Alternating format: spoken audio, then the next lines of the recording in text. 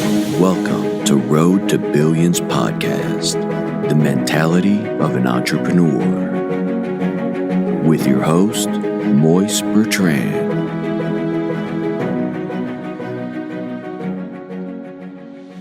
Hey, what's up, everybody? It is your host, Moise Bertrand, the Road to Billions podcast.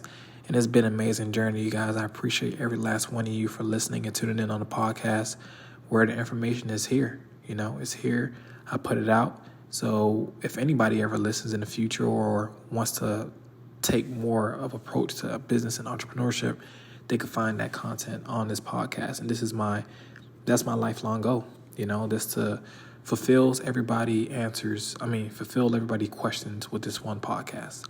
And I'm just working at it every day. So that's pretty much what I'm doing. But enough of that. Bosses are born, not made. I want to name this podcast that because I feel like a lot of people, well, first and foremost, a lot of people aren't really who they say they are, right? And then people who are really that aren't really stepping up to the plate. So nowadays, I like to use a analogy where we have two brothers wanting to be king, right? One brother is made for the king, and the other brother is not made for the king, right? Not made to be a king. So when the other brother who isn't made to be the king becomes the king, the people aren't accepting of him. He has to put on a facade of being a king, right? He has to act like a king. He has to dress like the king. But deep down inside, he is not a king. And the brother who is the king, everybody loves him. Everybody asks him, why isn't he king?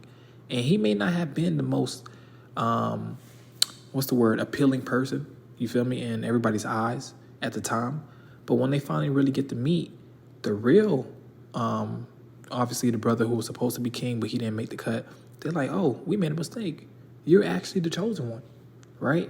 And I take the same analogy and I compare it to the business world. Because a lot of people, they don't play their parts that they're supposed to play, and that's why businesses fall apart. Because you have a guy who, he may not have all the money. He may not be the most skillful person, but he has the idea, and that's the reason why he is directing he's directing the ship. And then sometimes you have people who, they hear about the idea, but all they could really think about is the money. How big and famous they can get if they really just take this idea serious. But the passion for the idea is not the same, because the person who visualizes the idea, who brought it together, the first person, he's thinking like a boss. He brought everybody together. The second person isn't thinking like a boss. They're thinking about the riches. They're not thinking about paying other people, make sure other people are paid first and are fed. They're only thinking about the future for themselves. And when I say bosses are born and not made, you have to internally know that in yourself. You have to know that you're a king. You have to know that the leadership position that I'm taking isn't going to be fulfilled by no one else except for me, right? There's 5 guys in the group. I can assure anybody in here, there's always going to be one leader in the group. It's not going to be 2, 3, 4, 5 leaders, because the leader has to lead the leader, right? There has to be like anybody could tell you, you have a supervisor, and then that person is supervising the person. But that supervisor has a head supervisor above them, right? So it's a hierarchy. And it's nothing saying nobody's better than anybody. It's sometimes people are more skillfully mastered at orchestrating and managing people and seeing the bigger picture. And then there's some people who can only focus on the fine details, who only can focus on the now and not see the bigger picture like the boss. And people get mad at the boss because the boss gets paid the most, or the boss looks the flashiest if he is a flashy guy, or the boss has a hot wife and the boss has a nice car, he has a nice house. And then people ask the boss, well, how did you become a boss? And he will tell you, well, I always had a boss mentality. I always started businesses. And then there's other people who aren't bosses, who try to come into that boss position, who try to emulate that boss charisma, and then it doesn't work out for them. Their business fall apart. And you might be like, what's the 2 distinct features between a boss and a fake boss? Well, the fake boss, his first thing is, I'm not telling you what I'm thinking. I'm telling you how he's thinking. A fake boss, his first thought is, I'm gonna tell everybody what to do. Right? Everybody gonna get a position. I'm gonna tell you what to do, and I'm gonna give you what you need to do, and you're gonna do it. And we're gonna come back and report. That doesn't sound to like fun, right? That sounds very, if you want to call it like dictatorship, shit, telling people what to do. If they don't follow your directions, they're fired, right? Or you don't fuck with them, or you don't hire them anymore for any more jobs. And that's not a boss. That's someone who just want to have an ego, who just want to have power. And people mix up the two, because a boss doesn't necessarily have power. He has the respect of the people, because you may not be liked, but people respect you enough to respect your grind, to respect your hustle, to respect your face card. And when I say respect your face card, they may disrespect you behind your back, but they respect you enough to never say anything. That's respect. That's what you want from your employees. You don't need them to be fearful of you, because that's what the first boss is trying to do. He's trying to assert fear. He's trying to give people the ultimatum of, if you don't do it right, you're gone. And a real boss, like the second person I'm going to describe, he doesn't look to put people in roles. He gives people what they do the best at. He gives people their own. The people give themselves the roles, right? So if a boss is looking for someone who does marketing, he's not going to go look for someone who does videography, because that person who does videography probably only focus on creating videos. But if someone comes and say, hey, listen, I do marketing. This is my portfolio. I need you to hire me because I do this. A boss is going to automatically hire that person. It may not be the best of work, but the boss understands that this person is looking to learn. This person is looking to grow with the company. And this person is very beneficial. And the boss understands that person. You feel me? There's a mutualistic effect. I know you're looking for a job. I'm looking to hire. Let's both help each other out. And then we see where it goes. Like I said, the first person, he hires a person. He tells them what to do exactly. It doesn't create that friendly environment. It doesn't create that, if you don't make it right the first time, we're never gonna be friends again. It doesn't make it feel inviting, right? So then people don't want to work with you. People are conflicted by your decisions, because they're like, well, I know how to do this best, but you're telling me how to do this. Are you the person doing the job, or am I doing it? And that's where you have the clash of the egos, especially with men. So, the second boss that I described, letting people work when they want to work, not want to work, but of course how they work, not breathing down people's neck, because they have some bosses who overlook their employees' work multiple times, which isn't a problem, because you have clients who want to make sure the work is done. But understanding that the trust that you have as a boss has to be shown not only through yourself, but also to your employees. You're trusting yourself with the decisions you're making, right? And then your employees see that you're confident in the decisions you're making. And not only that, they're also trusting that you trust them with the work they're doing. So if you keep watching somebody all damn day, if you keep breathing down their damn neck, if you're telling them, hey, this looks ugly, this looks horrible, you need to go back, who taught you how to do this? Now you're creating this environment where people don't want to work with you. And then a real boss understands, like, we all are human. We all fucking up. You feel me? I'm not going to tell you, oh, you did a horrible paint job because you got some paint on the floor. It's okay. It's not okay, but it's okay. You feel me? I'm going to address the situation so it doesn't happen next time. But I just want you to understand that there's ways to go about it, right? You don't have to automatically point fingers, because me being the person I am, I'm okay with taking the blame. I'm okay with just being the point the finger at. They've been doing it their whole life, right? But what they can't say is that I don't deliver, because the same way they point fingers at me, they eventually get tired of pointing it, because there's nothing to accuse, right? Moise doesn't do this. But then when they see who works with me, they see they strive, they see they elevate, they see that the people I pay and everything like that, there's no battle, there's no confliction, right? Most of the time, I could tell an employee of mine, hey, listen, I need to go check on this house. It could be 10 o'clock at night, right? A contractor. Other people might be like, man, I ain't getting out my bed for nobody. But my contractors know, this dude Mo, like, he pays me, bro. I understand that it may not be in the best judgment right now for me to go ahead and do it. I may not want to do it. But Mo pays me. He understands that if I tell him I'm going to be out of town for a few days, he's not going to come down on me and chase me down. He knows if he pays right now and, he may not pay me the full amount, I'm not going to chase him down. You get me? Like, we understand each other. And if he pulls up and he gives me a favor, why shouldn't I give him a favor? And that's the type of environment you want with the employees and the bosses. I'm not saying you guys have to be friends. I'm not saying you guys have to drink a beer with each other every day or get some wine. I don't know what you guys do. I don't care what you guys do. But what I'm saying is the basis of everything is everybody has to respect who's the real boss, right? Because eventually the colors will be shown. And it's okay to take a step down and let someone else lead. Sometimes when I'm doing a project and I may not be the most skillful or knowledgeable person, I let somebody else take the lead. Go ahead. You go ahead and do it. I'm not going to sit here and step on your toes. I actually want to learn. I actually want to see how you do this because right now I don't know how to do this, right? And that's okay. You're not going to be the boss in every situation, but a boss knows that. You feel me? A boss knows that he's not going to be the boss at every table. He's not going to be the person who's going to be doing all the listening. He may have to be doing all the talking now because he's working his way up again to not talk. Because, bosses don't talk, they listen. So you're going to always be running into people who has higher status, lower status, equal status as you. But that doesn't mean you have to treat them any different from the person who came from the other side of the town or the person who has more money or a person who doesn't have more money. Everybody gets treated the same way. You feel me? Like I talked on my other podcast about investing globally in real estate. No one cares about no damn who you are. If anything, they don't give a fuck about who you are.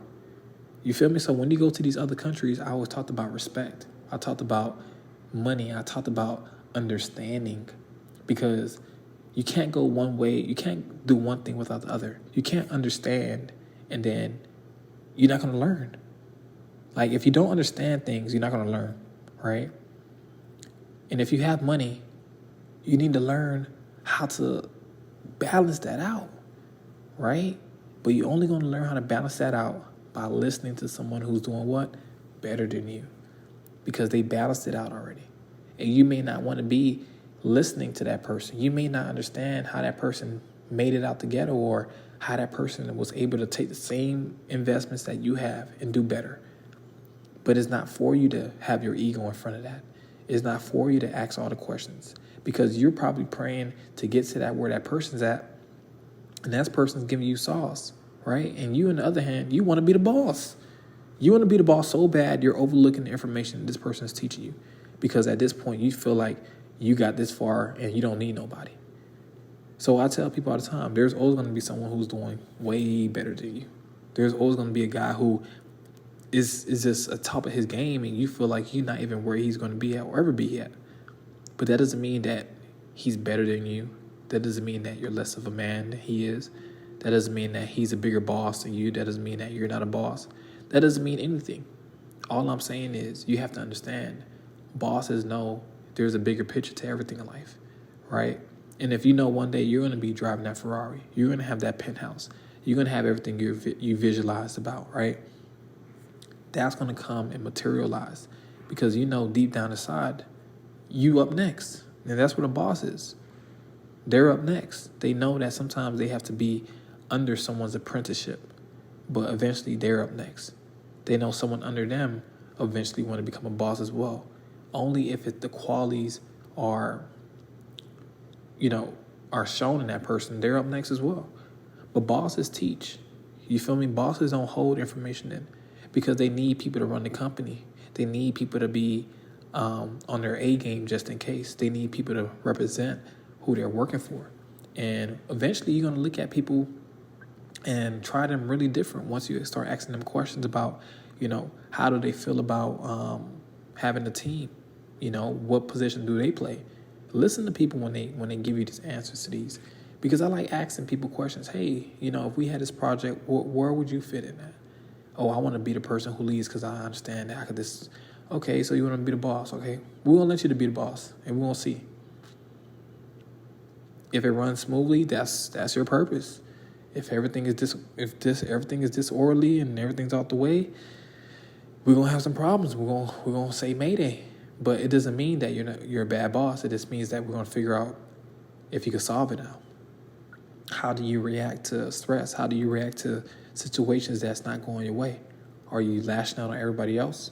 So all these things that I'm rambling to you guys about, this is what makes a person understand who they are as a person. Am I a boss? Am I not a boss? You feel me? Are you okay with putting all your money up and losing it? Putting it back in again and losing it? Are you okay with just hearing 1,000 no's? Are you okay with just being embarrassed by the failure of many businesses that you probably thought were going to go crazy and be successful?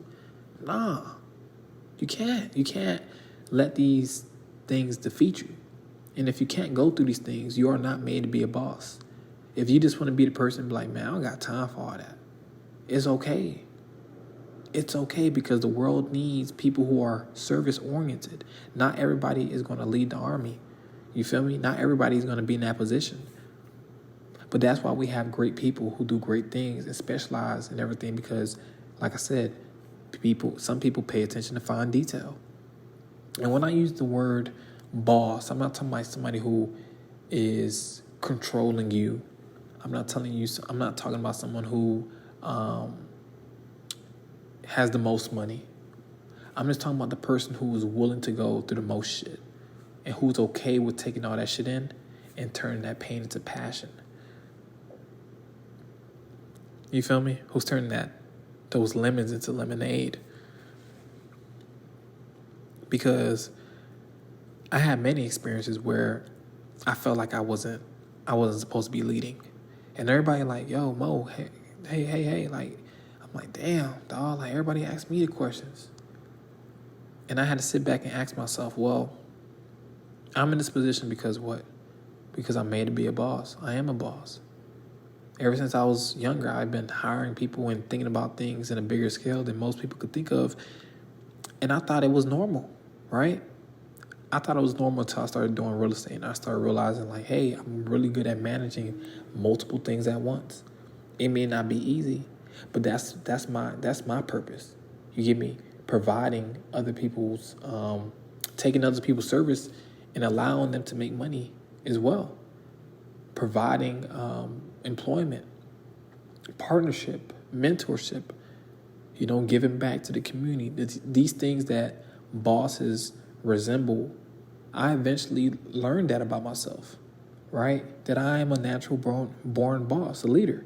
I'm not somebody who's going to say I can't take orders. I could take orders. I listen. I do as I told. I do as I'm told. And, if I don't like it, I'm okay with just being a rebellion. But that's what a boss is. Questioning, asking the right questions. Not somebody who's going to be like, you're wrong. In other words, a real boss would be like, so why did you say that? Can they go into more detail? It's different ways we think. It's different ways that people look at you. It's different ways that you articulate. And you don't want to be that person who's stuck in that cycle of thinking the same shit. Like, am I this person? Am I not this person? You know who you are by now. Whether you're 19, 20, 21, 22, however old you are, you know how old you are, and you know exactly what type of person you are. You know your likes and dislikes, and if you don't, I advise you to continue to work on yourself and spending some time alone in order to know who you are. But eventually, like I said, the fake bosses, people who are not to be in that position, who are just going through the motion of making things look good but not really necessarily passionate about helping people, those are the fake bosses, and eventually their face masks and shields will fall off. And then the real bosses are going to eventually have to take their place and really step up to the plate. But that's a beautiful thing, because people will now realize their power and strengths. Where are you good at? Where are you not good at? And I just tell people all the time, fake it till you make it. You may not feel like the boss you are, right? But you won't really know until you go through multiple things. Is this for you? Is this not for you? And I'm not telling you one day you're going to wake up and be like, I'm not a boss. Because that's not the way it is. A boss going to work through it. And if you're that person who's going to work through everything, and you know how to put things together, and you know that there's a bigger mission and bigger purpose than yourself, ladies and gentlemen, congratulations, you are a boss. And like I said, there's nothing wrong with not being a boss. All I'm saying is there's different responsibilities for everybody. People who are specialized in one specific thing, you have to be the best in that. If you're a neurosurgeon that's specializing in pediatrics, you have to be the very best neurosurgeon pediatric doctor there is, because you specialize in one damn thing. You get me? So it's like the same thing about a boss. He specializes in managing, orchestrating, visualizing, budgeting. So he specializes in all these umbrellas, you feel me, under the word boss. And He understands that he can't do everything by himself, so he gives that work away. And then he specializes in his strengths, just like the doctor I was telling you, the neurosurgeon who works in pediatrics. He specializes in pediatrics for brain surgery, but he still went to school to be a doctor, right? So he got general medicine under his belt, but then he got that specialty. So in the basic world, he's still a doctor, but in the neurosurgeon world, he has that pediatric title to him, saying he's a boss in this department. Because when people call him, they call him for one specific thing. You get me? They don't call the damn nurse to come do a damn surgery. The nurse is still a nurse, but she's service-oriented and doing what? Aiding and assisting. See how everybody has a position? So when they say, hey, go get the doctor, he's the boss in the hospital. However you want to look at it, he's the person who's going to make the final decisions on the health. Just like the real bosses in the business. If a dude's doing the flooring, he doesn't go say, oh, the flooring is done. He got to go to the boss and get the final say-so. And some people aren't okay with making that final say-so. Some people aren't comfortable making those final decisions. Some people don't have the perseverance to see it to the final decision. You know, they don't want the blame. They don't want the accountability. They try to throw it on everybody else. Oh, I didn't do this. Oh, I didn't make the decision. Oh, you sure? What everybody else think? So you got to really think about the decisions you make, the way you think about yourself, the way you dress, the way you, you interact with people. How do you come off as? Do you come off as professional? Do you come off as naive? Get these informations down, packed about yourself. And then you want to eventually make a Venn diagram. You know, what's on the left, what's on the right, what's in the middle. And then you see what's the pros and cons of everything. What's the strengths and weaknesses on both sides, and what do you have in unison? You get me? What the boss rates. And if you see that you're mostly a person who's service oriented, diligent, leader, tenacious, you were born for this shit. You were not made. So, like I said, I appreciate every last one of you guys for listening to Roll the Brilliance podcast. It's been an amazing journey. Like I tell you guys all the time, read the book, listen to the episodes. Get out here and ground your energy. Because you may not believe it or not, but your words hold a lot of power and meaning. And what you do today impacts the next 5-10 years of your lifetime. So I try to tell you guys each and every day that I'm proud of you guys. For those who are working on becoming better people, I'm proud of you. And for those who just, are now getting into their entrepreneurship and business side of things, I'm proud of you as well. So once again, I appreciate you guys for listening to Roll the Brilliance podcast. It's been an amazing journey. You guys take care.